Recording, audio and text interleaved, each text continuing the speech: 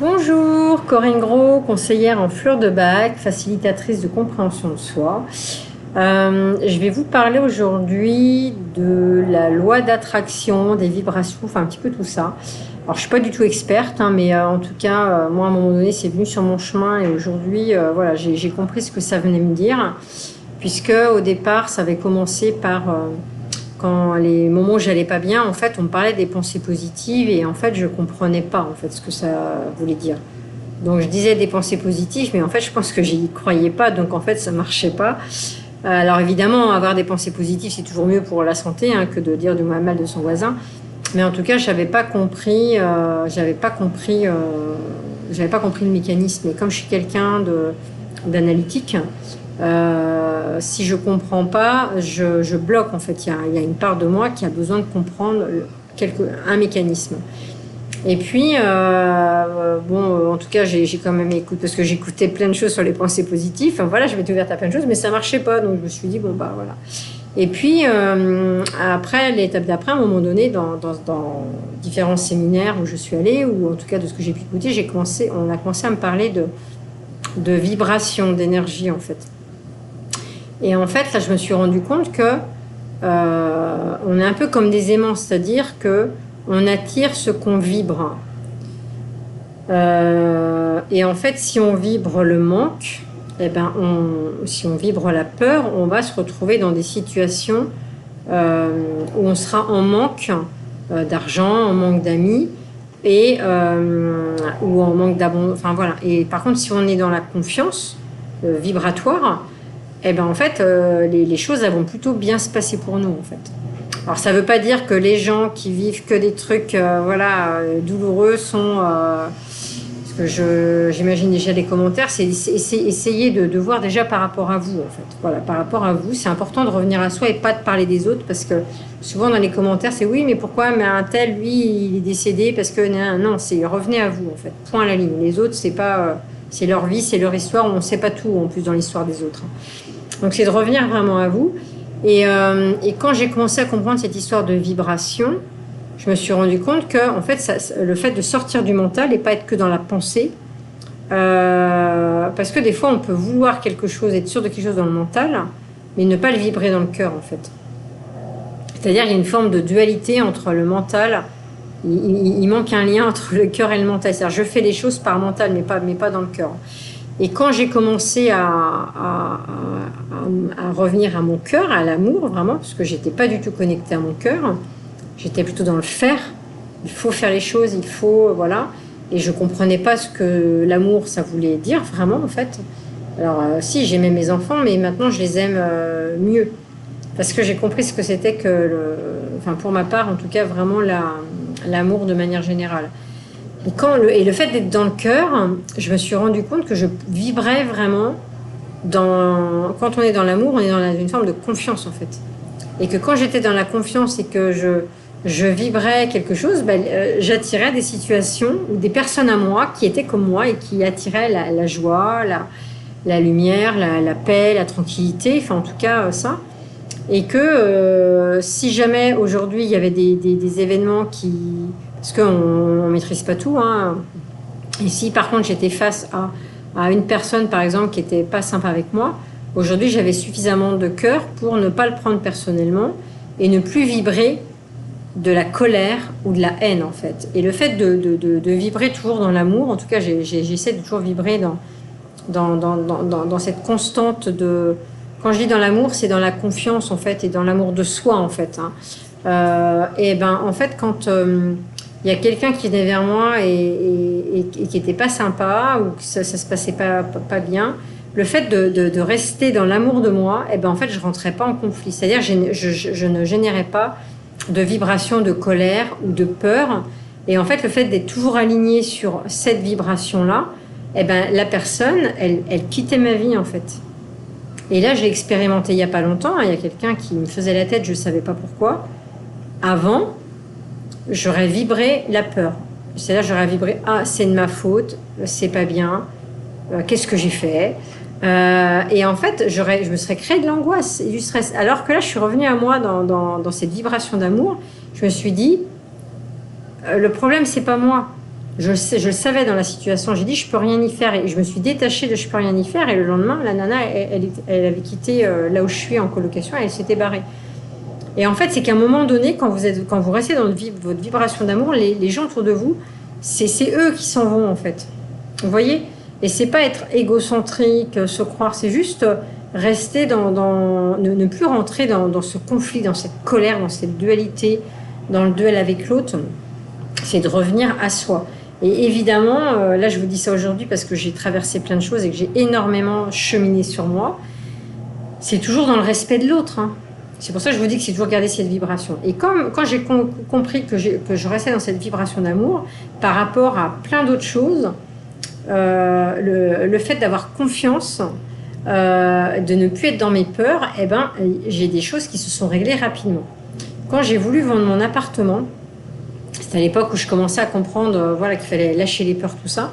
Non, c'était à la base, c'est que je savais qu'il allait manquer d'argent au bout de 6 mois. La perspective à 6 mois, financièrement, elle n'était pas top. Donc la peur, elle est remontée tout de suite. Hein. J'étais, qu'est-ce que je vais faire dans 6 mois, etc.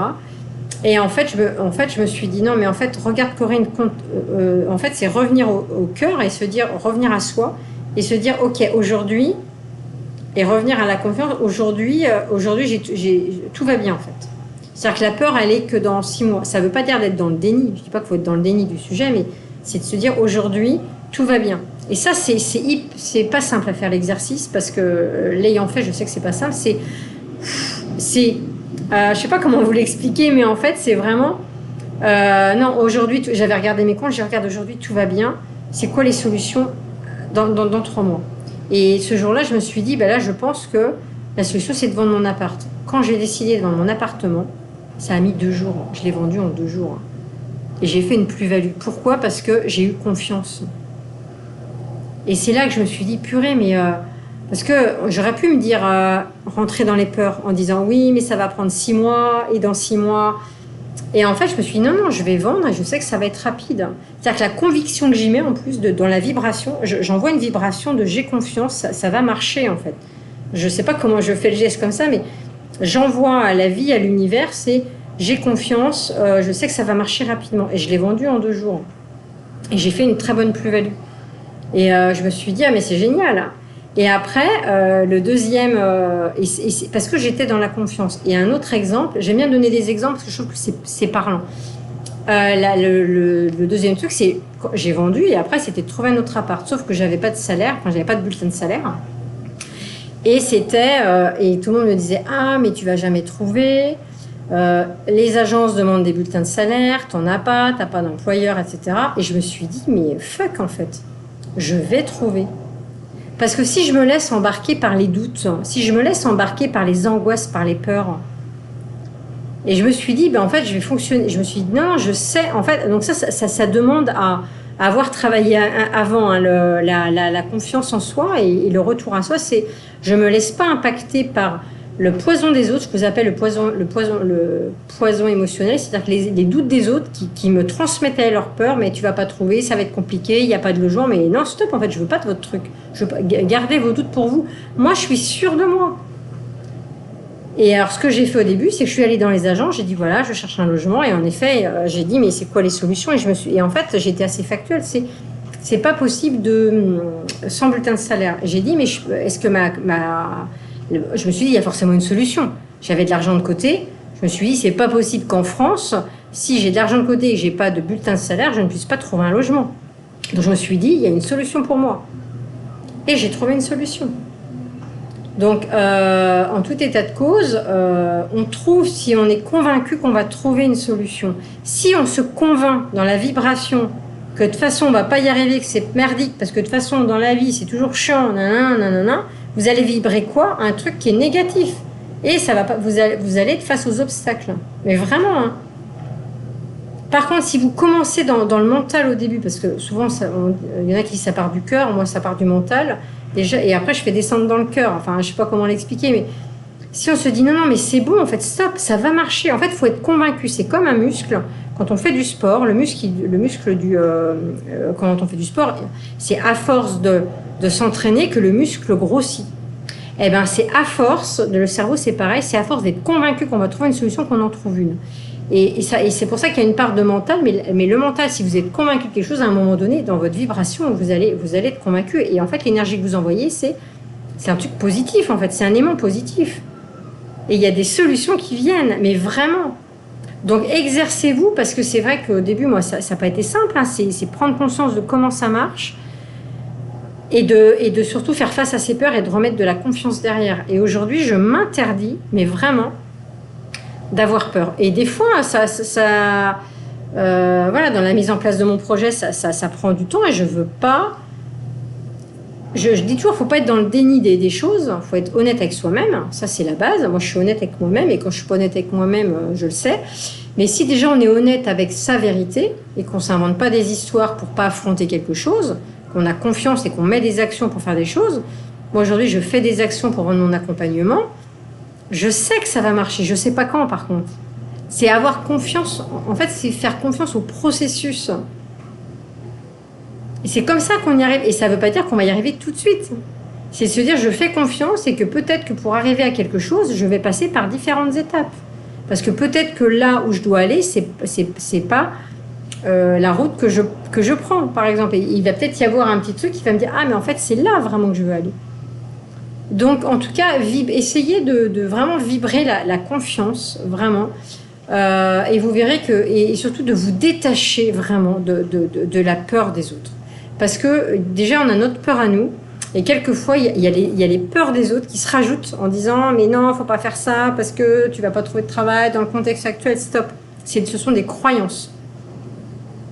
Il y a des gens aujourd'hui, si vous avez des soucis financiers, qui gagnent de l'argent. Pourquoi? Parce qu'elles croient.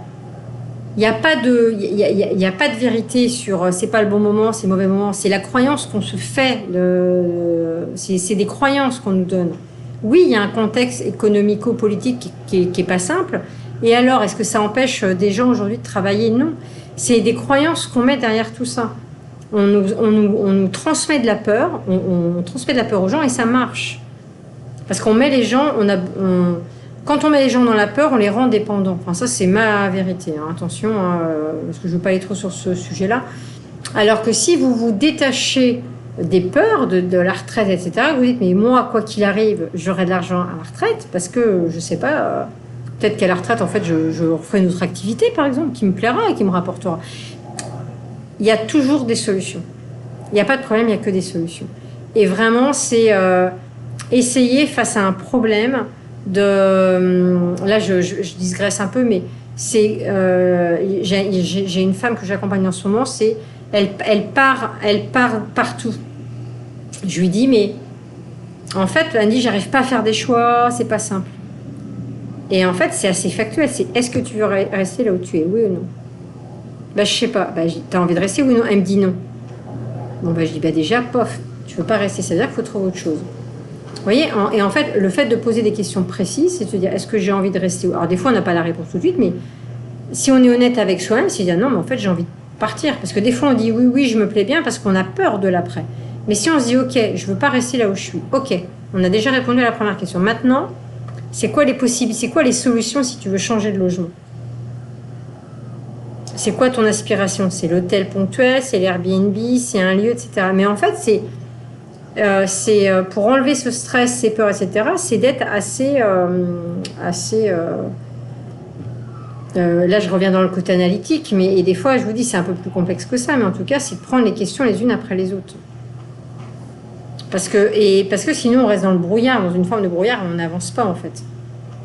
Donc en tout cas si tout ça vous intéresse, si ce que je vous raconte ça vous intéresse, si je vous saoule, bah écoutez, je suis désolée. Mais en tout cas, s'il y a des gens qui s'intéressent, en tout cas, d'avancer sur leur propre chemin, j'ai plein de choses à dire. L'accompagnement, il est pas complet, parce que ce serait prétentieux de dire que c'est complet, mais il est assez riche, en tout cas.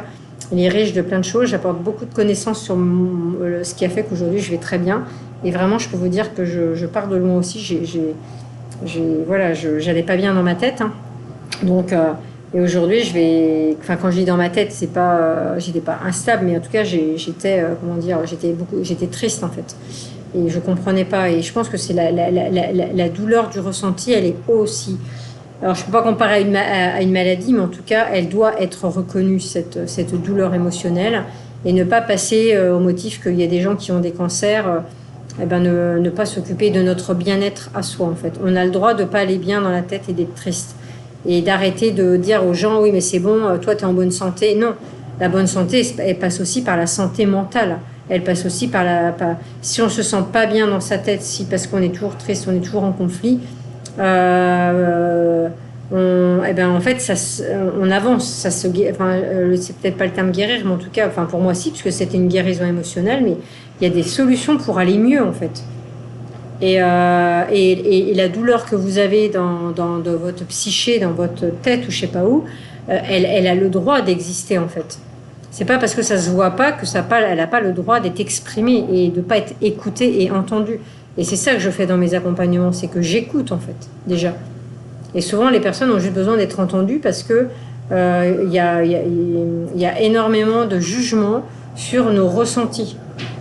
Sur le fait qu'on n'aille pas bien. Quand on dit aux gens tu vas pas bien, on dit mais c'est bon, plains-toi pas, t'as un métier, t'es en bonne santé. Non, je suis pas en bonne santé. Si on va pas bien dans la tête, c'est qu'on n'est pas en bonne santé en fait. La bonne santé, elle est totale. Elle est la bonne santé du corps, c'est la bonne santé psychique, ou émotionnelle. Mais avoir une bonne santé, c'est être bien entièrement en fait. Donc quelqu'un qui est triste, qui est en dépression, il n'est pas en bonne santé, je suis désolée. C'est se leurrer de croire que la bonne santé, elle est liée au fait qu'on n'ait pas de maladie, en fait. De maladie physique. Vous voyez? Donc, bon là, j'ai digressé comme toujours, mais j'aime bien parler de tout parce que c'est hyper important, je pense, de dire que non, on arrête de dire que oui, bah, c'est bon, ça, bon, je peux quand même faire, il y a des gens qui sont plus malheureux que moi. Mais ça en revient au fait de vouloir être heureux, hein. Si on va pas bien dans sa tête, il y a des choses qu'on a envie d'être heureux, on a envie d'être enfin à sa place, moi je vous aide à comprendre déjà vraiment. Sur 3 mois, on a le temps d'aborder plein de choses, de comprendre qui vous êtes, de revenir à vous. Et si vous n'allez pas bien, c'est qu'il y a une raison. Il faut arrêter de croire que non, je me fais des idées. Non, vous ne faites pas des idées. Si vous dites que vous n'allez pas bien, c'est qu'il y a un truc qui vous gêne en vous, c'est qu'il y a une raison à ça en fait. Et ça a le droit d'être exprimé et entendu, en fait, vraiment. Et aujourd'hui, je pense que même s'il y a de plus en plus de psychologues pour ça, la parole des maladies, on dit maladies psychiques, mais être malade, c'est pas forcément psychique, c'est pas être débile, hein, c'est pas être... moi, je me considérais comme malade psychiquement parce que j'allais pas bien. Ça veut pas dire que j'étais schizophrène ou que j'étais borderline ou je sais pas quoi, il n'y a pas besoin de ça, hein. Quand on est malade à l'intérieur de soi, c'est qu'il y a une part de nous qui va pas bien, en fait. C'est une douleur. C'est une douleur comme une autre. Et la douleur, quand on a mal à la dent, elle n'est pas plus importante que quand vous avez mal, il y a une part de vous qui a mal à l'intérieur de vous. Et c'est ça que je vous apprends à identifier aussi. Bon, et là, je vais arrêter. Je vous laisse. Bon 13 juillet, bon 14 juillet à vous et à très bientôt. Au revoir. Et prenez soin de vous surtout. Au revoir.